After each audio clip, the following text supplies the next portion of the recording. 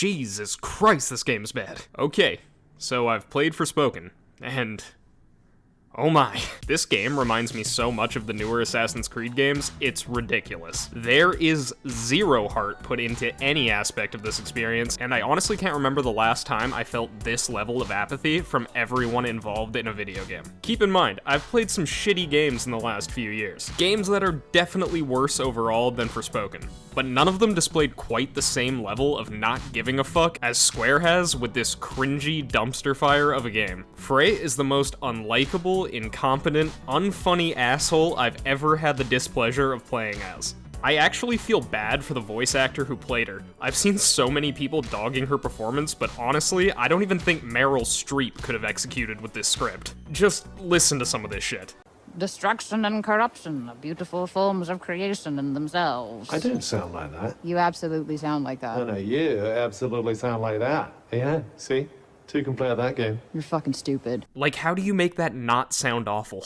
I honestly didn't enjoy a single interaction between Frey and anyone in the game. She's just such an unlikable character, it's insane. The writers tried to make her into this Marvel edgelord girl boss, and it comes across much like Brie Larson's Captain Marvel, aka fucking awful. I don't understand why these writers can never seem to get a female lead right. They always seem to look at what makes a compelling male character and try to write a female in the exact same way. And the reason that never works is because it doesn't feel genuine. If you want to write a powerful, interesting female character on either side of the good and evil spectrum, stop using male characters as the inspiration and start looking at characters like Cersei Lannister, Galadriel, Clarice Starling, Amicia from Plague Tale, Michonne from Walking Dead, etc. The reason those characters are so compelling is because they don't adopt this weird girl boss energy. Please, stop writing these nothing characters who don't have any redeemable qualities that would actually allow you to connect with them like a real person. Frey just gets handed all of this power for no reason, and everything she does before and after makes you fucking hate her because she's so goddamn arrogant the whole time. The writing overall in this game is just ridiculous. I don't want to spoil too much in case anyone out there for whatever reason still wants to play this game, but at the beginning, Frey is in court for grand larceny, and the entire interaction between her and the judge is top to bottom the most unrealistic lunacy that I have ever experienced. So let's break it down real quick. This is Frey's third time in court for a felony crime. Not a good start. She yells at the judge like a fucking child. You have so much Potential? I can do so much more with my life. I'm a smart girl with a bright future. The judge then, completely unprompted, lets her go with community service for no reason whatsoever. This bitch is a third-time offender who just yelled at you in your court. Why are you letting her go? What the fuck is this? Ah! Frey then walks outside and runs into the goddamn Muppet Babies here. I think they're supposed to be intimidating, but this bitch looks like she just fell out of a Katy Perry music video, so I don't know what to think at this point. They start absolutely kicking the shit out of her, and while Frey is on the ground, being kicked in the stomach, she starts making quips. You're running out of chances. Yeah, I've been hearing that one a lot today. Who in this entire world would react this way? What human is that determined to continue making bad jokes while Ronda Rousey here is kicking her in the stomach like she's trying to polish her shoes on the inside of her spine? But that's not even the worst part. At the end of this little chat, this chick is about to let her go. Like that was established in the conversation. But while Frey has a fucking gun pointed at her neck at point blank range, she decides that this is the play. What? Why? What the fuck are you doing? Yeah, like this is where you shoot her. You have a gun and she's moving absurdly slowly. Now she's just standing on the other side of the fence, flipping you off. You realize a gun will shoot through that fence, right? Nope, never mind, there she goes.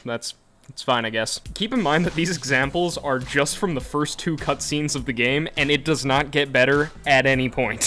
One good thing I can say about this game is the combat looks pretty decent. The spells all have cool animations and particle effects, but aside from that, the combat's pretty pathetic as well. Here's a clip of me fighting some of the enemies in this game. I don't like the look of this. Watch where you're going. I would if I could. I literally had one hand on the controller the entire time.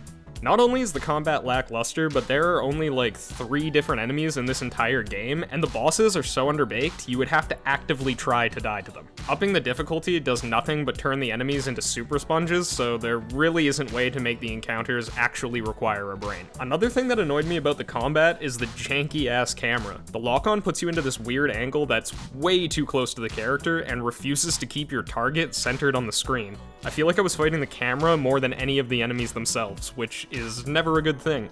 The world is about on par with Elden Ring in terms of graphical fidelity, but unlike Elden Ring, this game's world feels empty, lifeless, and boring to explore. In Elden Ring, the massive world works wonders because it feels like every time you turn a corner, there'll be something interesting to find, and there always was.